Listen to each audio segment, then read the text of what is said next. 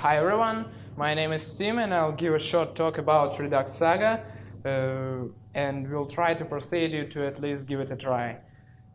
The Redux Saga is a tool to give asynchronicity to Redux. There are a whole buffet of different tools that give asynchronicity to Redux. The de facto standard is Redux Saga. It's a tool that makes allows to return functions from actions and basically giving ability to make asynchronous requests. There are also Redux Observable, pretty awesome library, especially if you're into React to programming.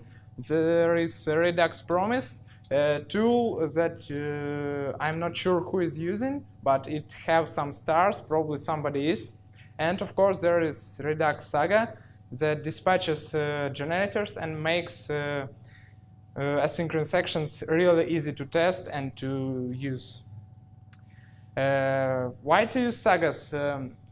First of all, if you really like React to programming, if you have already some React.js or Bacon or another library for React to programming, you probably want to use Redux Observables. They share similar ideology with Redux Saga, about making application running not dependent on UI and making it incredibly testable. But if we are comparing Redux Saga with Redux Saga, there are some limitations with Redux Saga that can be easily solved with sagas. Of course, there's already a async await thing, so callback hell can be eliminated even with Redux Saga. But if you have ever wrote tests for Redux Saga, you probably hated Redux Saga at some point, because if you're using one Saga in another Saga, it becomes much more painful to test it. You have to mock API, you have to do a lot of unnecessary stuff. And more with Redux Saga, your action stays pure. I will talk about it a bit later. So here is a simple comparison. On the left side Saga, on the right side sagas. That's about same amount of code. It's both are readable, but on the right side you don't have the callback hell. On the right side, the sagas are just simple few lines of code that are enveloped inside try catch. So basically, you don't have to afraid sagas, and the most afraidable thing about sagas is generators. How many of you have used generators? Of course, for those who didn't, the main idea behind generators probably that not the best explanation, but it's the simplest. It's just a function that can be stopped and continued any moment. So basically, a regular function is a function that has it starts and then either it returns something or mutates some object or just doesn't do anything. And generator function is a function that can yield results. Yield is basically means return without stopping. So you yield result, you have the result, you yield result, you have the result, and then the function ends and you have returned some value. Here's the simplest generator that is possible to do. It has two yields and it returns string end at the end. And basically this is how it works. You initiate generator and you call next, and you receive the simple object value and done values. And if you don't return anything at the end, you basically will end up with value undefined, which is almost always okay. How Redux Sagas works? The idea behind sagas, not Redux Sagas, but the sagas as abstraction, is going back to 90s. It's pretty connected with event sourcing, CQRS, and other complex stuff. But for us, it's important to think about sagas we can think about sagas as about some process that is living in our application, probably like cron job or a daemon. You can think about it as a simple process that is running and waiting for something to happen. and as soon as the thing happens, your store is updated. Basically, you can dispatch action, you can receive sockets, or you can wait for some time, for example, delay or set timeout or whatever. The main idea behind sagas is that they are not doing, you are not doing side effects. You are given instructions to do side effects. That's the greatest thing, because all side effects are done inside middleware. So basically when you are testing your sagas, you are testing with object. You want to see in object the value and done value, so you don't need to mock API. You don't need to do a lot of unnecessary stuff you need with another tools. So basically it's very easy to test. Here is test for some basic saga. It just tests that it equals to call, it equals to some action type, and it equals it to value undefined. That means the saga is completed. In real world, there's basically two types of sagas. You're having the saga called watcher and the saga called processor. The names are, I thought of them myself. Sometimes they are called differently, but the main idea is that their watcher, the function, that the saga that waits for some things to happen. For example, for action to be dispatched, user clicks the button, user moves the mouse, user do whatever, action is dispatched, and watcher is caught in this action and passes it to processor. Some awesome things that can be done with sagas are real-time search. Real-time search is a basic task, but it has its own complex stuff. For example, if you're making a lot of API calls, you're debouncing, but still some amount of API calls is going through. Some of them may not came in order they have to come.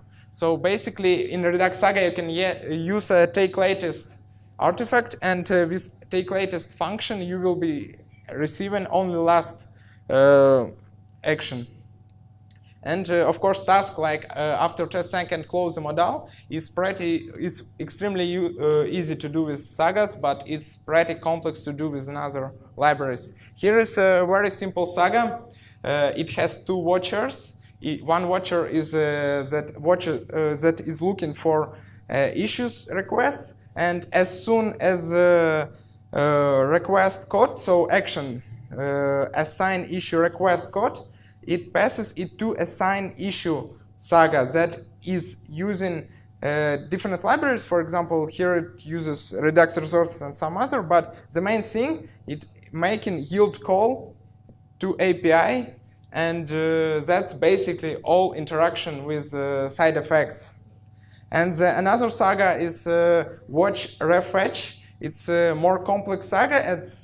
It shows some awesome things that Saga can help with. It running in while true, which is for people who don't use generators may look ridiculous, because they may think that it will block the code, but with generators while true is a good thing to do. And basically what we are doing is we are waiting for refetching and canceling previous fetching. So basically with Saga we can cancel any other action, which is pretty awesome. There are some tools that are very useful with Redux Saga. With Redux Saga you have to use selectors, because the only right way to do getting state task with Redux Saga is using selectors. Basically a function to get some data from state, and you're probably gonna use some library reselect because it has memoizing and everything. There is also awesome library Redux resources, which is incredible, especially if you're using some standard API, for example JSON API, or some standard way of REST API. This library will create all actions that you need. Also, less importantly, but it's more for a good project thing, strong typing, Flow or TypeScript. Flow is probably easier to do with Redux, because basically React and Redux are very close to Facebook, and Flow is product of Facebook. And immutability, I'm not a big fan, but most people like it, so why not? And wrapping up, with Sagas, it's very easy to incorporate your business logic and move it somewhere else. So you basically can have your application, your UI for your application in mobile app, you can have Electron app with React, and you can have desktop application. And basically that allows you to use the same Sagas in all this code, which is incredible. And Sagas are very, very good thing if you have a lot of running processes, if you have a very complex application. And if you want to know more about Sagas, go and read documentation. The Redux Saga documentation is the best. It's almost as good as Redux documentation. It has examples, it has all necessary things, it has guide. It's just good, and the most importantly, it's updated, because Redux Saga is JavaScript library which is updated very oftenly, and some tutorials that exist on the internet, they are already outdated. Basically, that is the only thing. If you don't know generators, and you may not use Sagas, but if you don't need generators, go and read about generators, at least one article, because generators are awesome. They a new milestone in JavaScript asynchronous, and you probably gonna use them in future. That's all.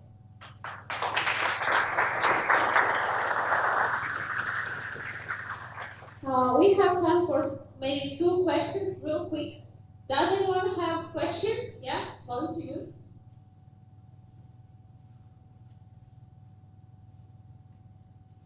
Thank you for your talk. You mentioned reactive programming and Redux Observable. Yeah. Could you compare Redux Saga and Redux Observable? I have a little bit of experience with Redux Saga, but more experience with Redux Observable. As for me, Redux Observable is very great and cool, and is maybe more modern than Redux Saga. Why you use Redux Saga, not Redux Observable? I'm not very sure what you mean. What do you mean by like modern? Because Redux Saga is very new concepts like generators and everything. But I haven't used Redux Observables in big projects. Only I tried it a few times, and I got the idea that Redux Observable is good if you like reactive programming. But personally, I'm not a big fan of React programming. I think it's a bit harder to test. It requires, it has its limitations, and with Redux Saga, we were able to rewrite the whole application one by one. You don't need to rewrite the whole application. You can create a new Saga for new functionality. You can move your chunks to Saga one by one, and it was very easy to do. I'm not sure about Redux Observables. They are too great. If you like Redux Observables, use it. I just against chunks. I think chunks not the best thing to use with Redux. Other questions? Yeah, I see your hand.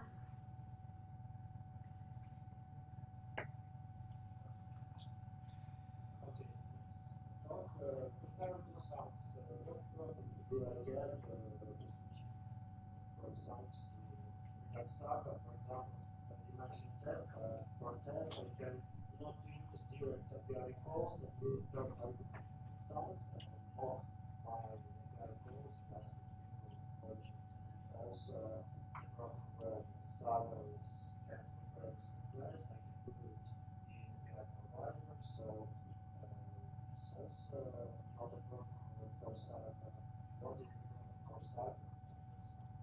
With Sagas, you're able to build a really complex tasks. For example, there is a thing called forking in Saga. When you create a new process that is living independently of your application. There is also spawning, which is making the process even more detached from application. So basically, if you have a task to do, for example, if some device is discharged to few percent, you want to give a notification. User didn't make any interactions with Redux Saga. You're just making an initializing Saga that waits for these things to happen, and it will react. So it's one example. There is more examples because with Sagas you can build much more complex applications.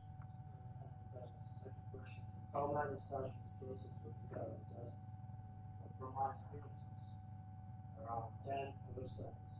Usually we can evaluate the using cycle with some quality in real life cycles. Do you think it works? With Redux Sagas, the good thing is we almost eliminated all React life cycles. That makes very good. That is very useful because we now have a very distinct business logic in Redux Sagas, and we have just plain components. They are somewhere in style guide list. Other people can code them, and Redux Sagas are business logic. It completely detached from UI. So without not all life cycles, but most life cycles with Redux Saga can be eliminated. Okay, but it leads to complexity of our code, some problems with Async loading, Async Saga check, it also complex to implement more easy. I'm not agree with it's more complex because I showed it's a same amount of code. If you will understand how generators works, it's even easier because all you do basically is using one function, for example call, and making API requests, or you're using put and creating an action. So that's basically one line of code, and you don't have to use closures and everything with Redux Saga.